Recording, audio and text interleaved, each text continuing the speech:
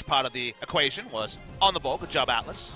Problem solving your way through a draft. So, question is, what does Spirit want to play? Because we know he has a jungle ocean. Not many people do, but Spirit is ready for his 13th unique champion if he wants to play something new. He sees the Jax, so basically everything is on the board at this point. He knows there's going to be a Jace to play around the top side. Waiting. Looks like it's going to end up being pretty standard. Just going to be the Jarvan for another initiation option. So it's scaling draft in the mid lane from the Corki.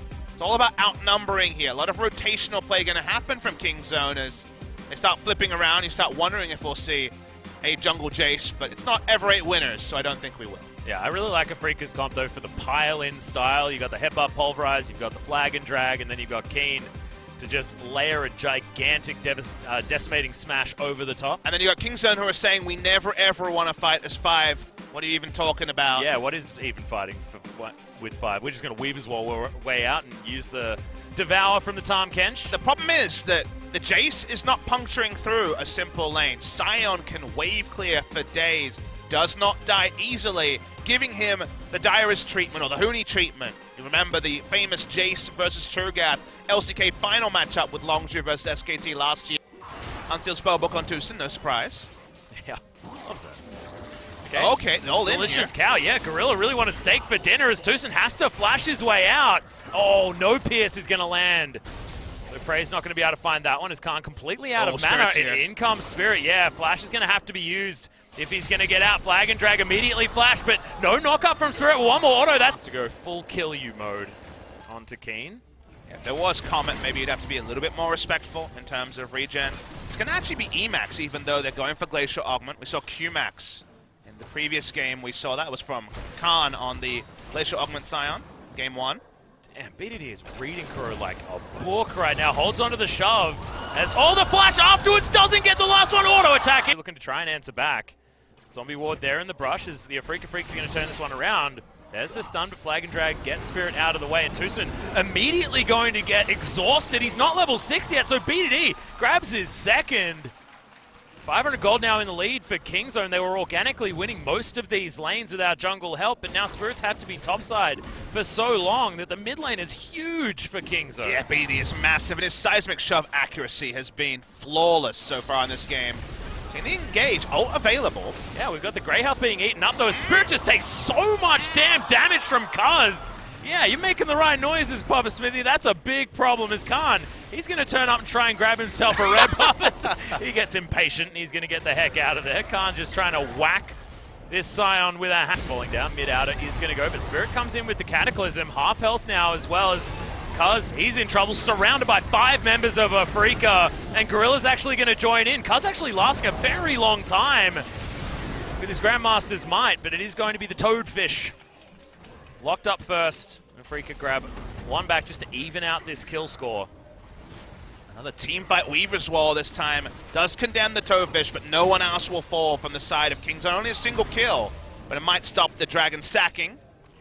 Afrika obviously not going to be too. Just to show exactly what Kingzone's bottom lane are doing, they are towards the top side as Afrika Freaks with 4 members moving up there. Keen actually making a bit of a roam over. This Gorilla, he's going to get engaged on. It's a big Cataclysm, but Prey can just dance out of it with the Martial Poise. Okay, Tucson, he's in trouble. Spirit's going to go down first, though, as the threaded volleys are really starting to hurt from BDD. Prey has to try and get in range. Translate into victories either in the 1v1 or in the 4v4. And unfortunately for Afrika, Kingzone were able to nail their own ganks on the other side. And it just feels like all in all, Kingzone are way ahead. Yeah, you can see Jace actually going to beg the question here of do you want to keep your base or do you want to defend the Baron as Kingzone. Weaver's Wall's going to be set up. Only one entrance available from Spirit, who's well and truly away from this Baron. They'll have Ren, they'll have Smite. There is no way that this one's going to be taken. Afrika trying to go for some sort of fight as in goes Kuz. Massive stun with the counter-strike, but there's the huge knock-up into Fate's Call. Just gigantic damage. Prey eviscerates Spirit, and the red health bars are disappearing.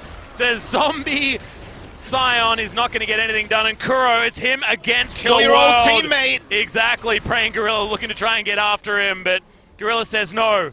We will allow you to survive just this once. And they want to end the game. They have so much damage to structures, they could just do it now. Yep, Khan just going to tank this one up. They've got, exactly right. Even BDD does considerable damage given the fact that he's got that death cap for all of that AP. Thanks to the Baron buff, and Kingzone making their last approach to get this reverse sweep in the best of 3. We're expecting this to be a hype series, but this time Kingzone really have had control the entire game. Huge seismic shove again as the last team fight's going to break out. Keen in trouble, gets knocked up by Gorilla, who's probably going to die. No, actually, it's going to be Cuz falling down. The double kill comes in. Another shove for huge damage for BDD. Khan trying to get aggressive, but Tucson, there's no damage available from the cow. Prey gets exhausted, but he's going to wait for that to wear off, and Kuro will be in trouble. Kingzone, one Nexus turret remains. They're going to come back from a Game 1 loss. It's going to be a 2-1 over the Afrika Freaks as Kingzone bounce back. Welcome back, Kingzone Dragon X. Been a couple of weeks before we've seen the top lane power pick, but no more Gangplank in Gnar, no Sion. It's all about the Jace in game number 3. Who wasn't the carrying champion, but Jace, the effectiveness, the fact that they could play their map style allowed the rest of the team with so much of the impact onto the top lane, so much of the impact in terms of ganking, so much of Spirit's time topside. It could never be translated into a lead because Sion could just live longer against the Jace. Unfortunately, BDD unlocked the map in a way that was so impressive. As a counterpoint to how much he struggled on Orianna, he decided this game. This was all about BDD dominating teamfights. Maybe the best teamfight Taliyah play I have ever seen. The Weaver's walls in the teamfight, second to none. Also behind the objectives, and we always know that his W is always going to be basically a targeted ability. So great stuff from BDD and Kingzone Dragon X, and also a reminder to their fans that when they adjust their drafting priorities just a little bit, they can still be that team that strikes fear into the hearts of every team around the world. Yeah, and it's vintage Longzhu.